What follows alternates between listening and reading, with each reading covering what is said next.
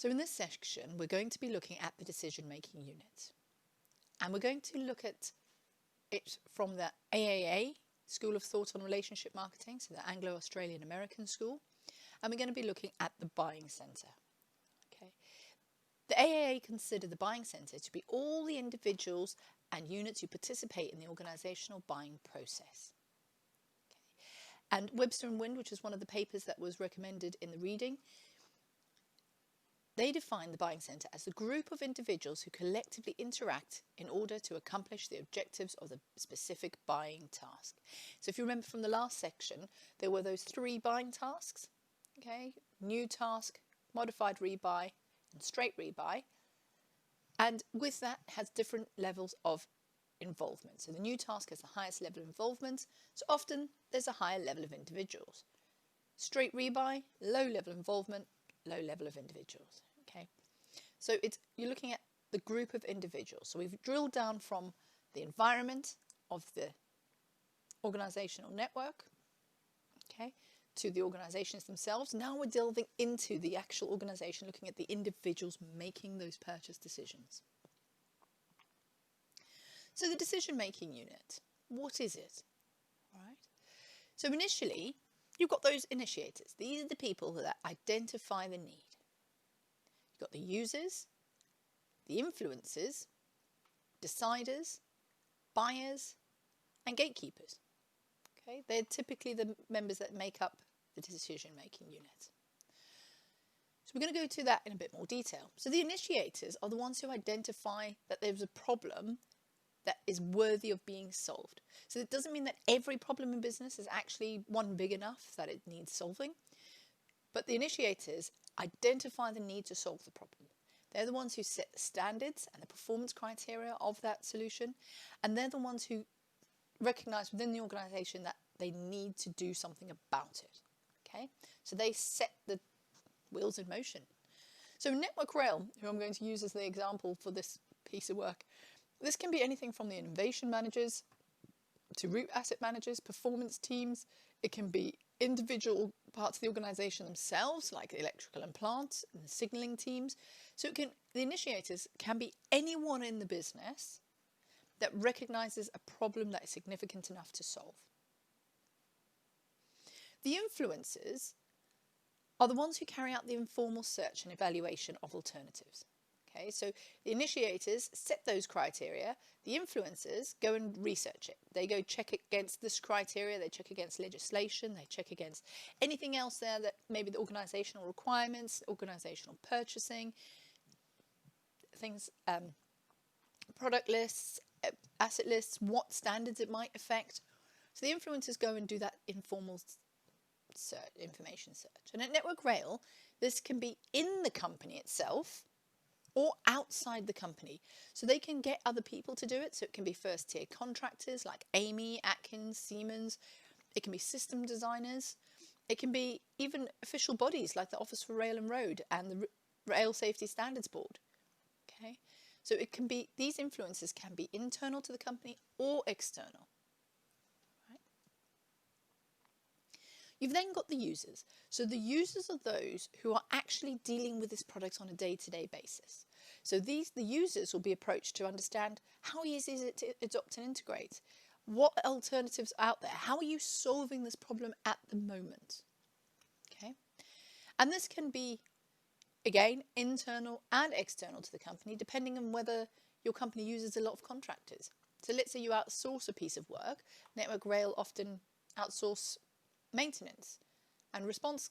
So if signals go down, Colas Rail might come out and solve it. So it may not be Network Rail themselves dealing with it, or it could be. So for instance, their asset teams, their maintenance teams. So the users are anyone, internal or external to the company, who performs the task that needs solving. You've then got the budget holder. Now the budget holder is responsible for looking at the business case. They're looking for value for money. They're looking to make sure that everything is approved and that actually they're the ones who have the commitment to spend. Right? The budget holders don't necessarily go out and purchase the project. They're just the ones who give over their pot of cash to make the purchase. So in Network Rail, it can be anyone from project managers, teams, performance teams, route asset managers, You then get the gatekeepers. Okay, now the gatekeepers are the ones who sense check the purchase.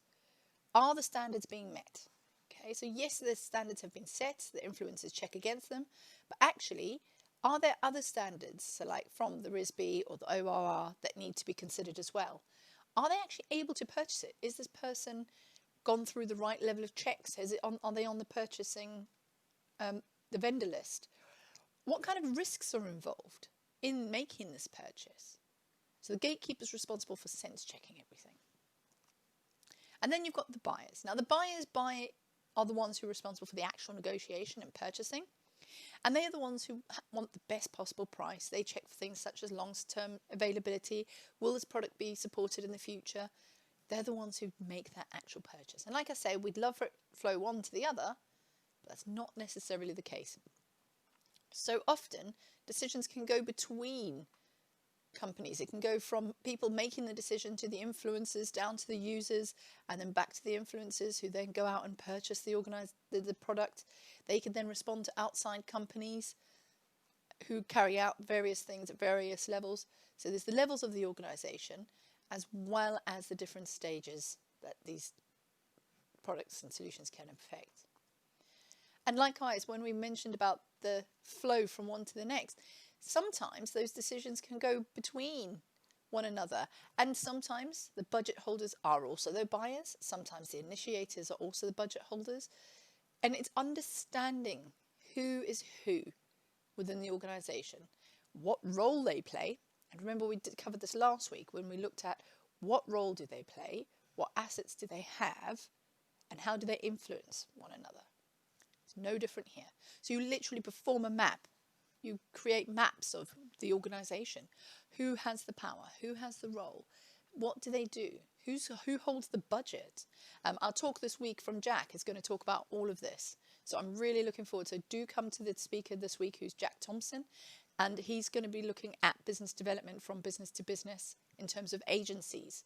So creative agencies, how they build their business and how to deal with the pitch process and evaluate the decision-making unit within that area. So I really do recommend the talk this week. He's going to be covering all of this very practically. And a part of the process is identifying who the powerful buyers are, who are the power brokers in the room. Okay? Not everyone has the same power in decision making. We mentioned this last week. And again, there are 5 major power bases. I really recommend that you learn this. Nudge, nudge, wink, wink. This is likely to be in your exam. So there's 5 major power bases. And there is the reward power, and this is the ability to provide monetary, social, political, psychological rewards. Okay? So which power levers do you use when making those relationships and sale? Is it coercive? Are you trying to force people down the road of using your product? Is there monetary or punishment for non-compliance? So in terms of the Network Rail example, the OOR fine you if you're not compliant. So if you're not compliant to their standards, they use coercive power to fine you for non-compliance. Okay. Attraction. So it's illicit compliance from people because they like you. So actually, this is all about getting those good relationships and getting that win-win and making sure that people do it just because they respect you well enough to actually do what you say. And often this happens in manager-subordinate relationships. Then there's the expert power. And this is eliciting compliance because of technical expertise. So those innovation managers who know so much about the product or the solution, as an expert, they can then tell you about the product, and if they get their endorsement, so people then adopt it. They comply because it's from the word of an expert. If you have a look at influencer marketing, and I use expert with a massive sense of skepticism, but there's quite a lot of influencers who claim expert status, who then get people to do stuff, take things on board because they're so-called experts. Again, they're using their expert status. And then there's status, right? So derived from a legitimate position of power in a company. So if the MD tells you to do something, you do it because they have status, Okay? If the captain of a ship asks you to do something, you do it because they have that status to ask that. So those 5 major power bases is something that you as marketers will be leveraging to understand what is it within that organization, what power system is used within that organization, and how can you support that. I use the reward quite a lot because actually if you know how that your target is going to be rewarded by helping your product get the reward, you are always held in favor, aren't you? So I prefer carrots as opposed to sticks, but it's individual choice. So just to recap, this is covering first and second thing. There's external influences at play, okay, on decision-making processes. There's internal influences at play. So this is things like the systems, technology, the purchasing, the policies, the actual what is going on within the firm. Okay. There's that individual. What authority do they have? What status do they have? How persuasive are they in getting products adopted? And then there's those relational approaches. So this is the relationship marketing, how firms interact with one another, whether it's relationship or it's interactional, transactional. Okay, so it's these 4 elements that influence decision making. Okay. So who are the decision makers? And I say again, Jack will be covering this in his talk, and I really do recommend you come in on Wednesday and listen. So decision makers can often work in boundary spanning roles, or they can be at the top of organizations. Boundary spanners are the ones who sit within the organization as well as the client organization. Okay? They understand the needs of both the business and the customer. Decision makers have a close involvement with the buying center and the flow of activities that they take place within the organization. Okay. Decision makers often heavily involved in communication across functional areas. So these can be people such as product managers, customer success managers, product owners. Decision makers often take into consideration the needs of the different parts of the organization. I mentioned it in the last bit about democratizing decisions, and often because they communicate across these functions or have influence over them, they are able to see what the problem is and how it might be solved. And decision makers often have direct links with senior management. If your decision maker doesn't have any links with senior management, they often don't have the power to actually make the decision. I know so many agencies who've gone in to pitch for work client side only to be told, well, thanks, great pitch, and we're going to need to just send it up the chain to make a decision. You've just wasted all the prep time and your time doing that pitch for people who cannot make that decision. So you really want to make sure that those people do have links to senior management and that are empowered to make that decision.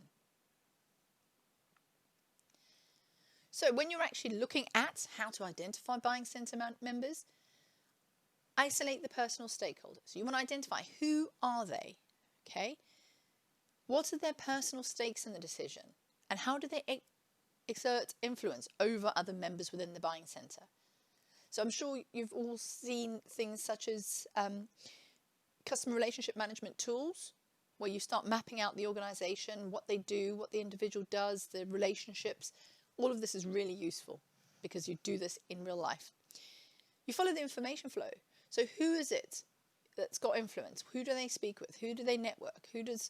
What other members have an influence on them, and where does the information go?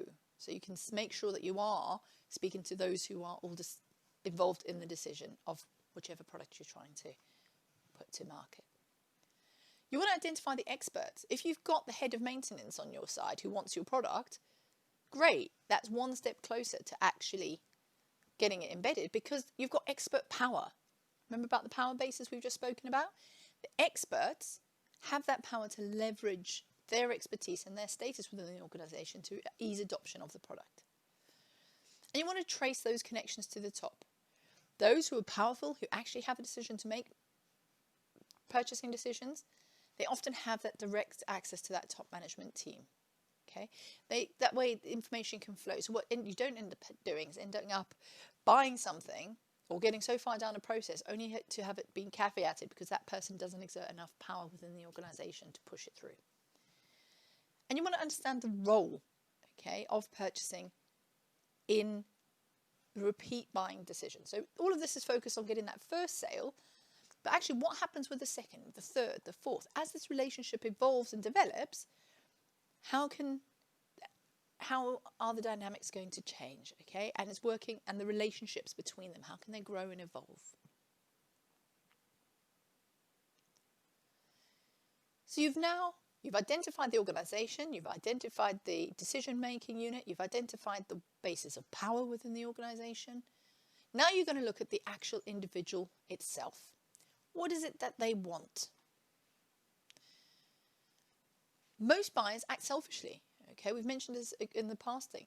They want to maximize their own gain and minimize their losses from purchasing decisions. Okay, and what do we mean by maximizing their gain? They want to make sure that their own personal profile is kept up within the organization. And they're not putting their job at risk. It's a really famous saying. They say no one got fired for buying the market leader. Okay. Buyers want to see the various benefits of the product and service. What are the product features, the price, the reliability of it? Okay, so it's that loss aversion that takes place. They don't want to put their own profile at risk, okay? And buyers segment potential benefits into various categories. So what are the financial benefits? What are the product service? What are the socio-political benefits of buying this product and adopting it? And buyers do think in this way. How's this going to help me? And one of the biggest things that causes that nervousness within buyers, okay, is whether that purchase decision will actually solve the problem. Cognitive dissonance. Is this that I'm going to buy, put my neck on the line to buy, is it actually going to solve the problem? And you as marketers are the ones responsible for allaying that cognitive dissonance. You're the ones who are there to support the manager, to know that they are not making a risky decision. This is tried and tested. This is well used. Other people like you have made the decision and it worked out. So as managers and as marketing managers, you will be the ones who will be allaying these fears and tapping into these drivers within these individuals. You'll be supporting your sales teams with providing the necessary background to help them. So the benefit classes, the financial benefits that we mentioned. So what is it that they might consider? Is it absolute cost savings? Is it cheaper than competitive offerings? Will the product provide operating cost reductions? Is it better to buy it outright or lease it? As people who are looking at servitization, these are all things that you're going to be considering. Is it a case of buying it as a service or buying outright? Hopefully, you know the answer to that. Is it, what kind of pre and post sales service do we get? What features? How much space is occupied by the unit? Okay. Do we need to stock hold? Do we need to hold loads of stock in case it fails? Things like that. How available is it? How available is the service? If you're running a railway which runs 24/7 and your supplier only works 9 to 5, that just doesn't work, does it? Will purchase enhance the buyer's standing with the top buying team or the top management? So there is that social or political viewpoint. How can this product help them enhance their standing within the organisation? Okay, and then there's just personal benefits. Will it increase others' liking? Will it enhance my social status? Does this purchase help with the buyer's self-concept? So just as in consumer behaviour, you have that self, that, how does this purchase help me view myself? No different in business. Okay. So we've mentioned the steps. Isolate the personal stakeholders, follow the information flow, identify the experts, trace the connection at the top, and understand the purchasing role. Okay? This is all you need to do. Okay, so those areas to identify, this is just recapping it all. the structure during different phases of the buying process. So how does the decision-making unit change? Sometimes at the beginning, there's lots of people involved, and at the end, there's only a couple. Because that level of risk and involvement has come down, so the role of the decision-making unit is no longer needed. You don't need the role of the expert in at the end once he's already given or she's given their own expertise. How the change in the structure affects communication. How do these decision-making unit members interact with one another? How do they communicate? Do they all get together? Do they communicate via email? Are you as marketing managers going to need to provide information to them that they can easily just pass up the email chain, hit forward, rather than have to retype and change to suit their needs? Do you need to put it in the language that they use in their organisation? And this is where we come to the information needs of the members at any given period of time. What is it that they need at which stages to make that decision? Okay? And how are those decisions being evaluated? And you ask these up front. So if someone's contacting you to bid for some work or to just say, okay, that's great. What are the evaluation criteria? What am I being measured against? Because until you know how to shape your offer. So in consumer marketing, we looked at the example of a holiday. The buying influences are fairly few. Okay? Purchase cycles are usually quite short, and some of you did go into months, but that also then correlated with the increased number of people within your organisation or your decision holiday. Transaction values are fairly small, so holidays, the cost of the holiday wasn't in the millions or the hundreds of thousands. The process is fairly simple. You all mentioned, quite most of you just mentioned went online and booked, just phoned and booked. Some of you went and had multiple interactions, but it was typically quite simple. The buyer-seller was pretty interdependent. There's a very few of you who actually had multiple interactions with them. And the professionalism was fairly low. Most of you weren't aware of the contracts that were in place. Okay? And again, the relationships. How many of you are going to go back to the same, built enough of a relationship to go back to that same holiday company time after time? Okay? Businesses, unsurprisingly, are opposite in terms of there's so many different influences affecting the criteria. The cycles are often long, and with the increased level of complexity of the problem being solved, the longer the buying cycle because more people are involved. The transaction values are fairly high. Okay, and the buying process is fairly complex. But it's not impossible, and this is why I love business-to-business marketing, because it's that complexity that's so intriguing. It's getting to the nub of it. I love it. Purchase professionalism is high. Okay, you are an organisation representing another organisation, but also you have your own personal brand at stake. Every single one of us is curating our personal brand, and what you think of me influences on the service that I'm delivering for the university. Okay?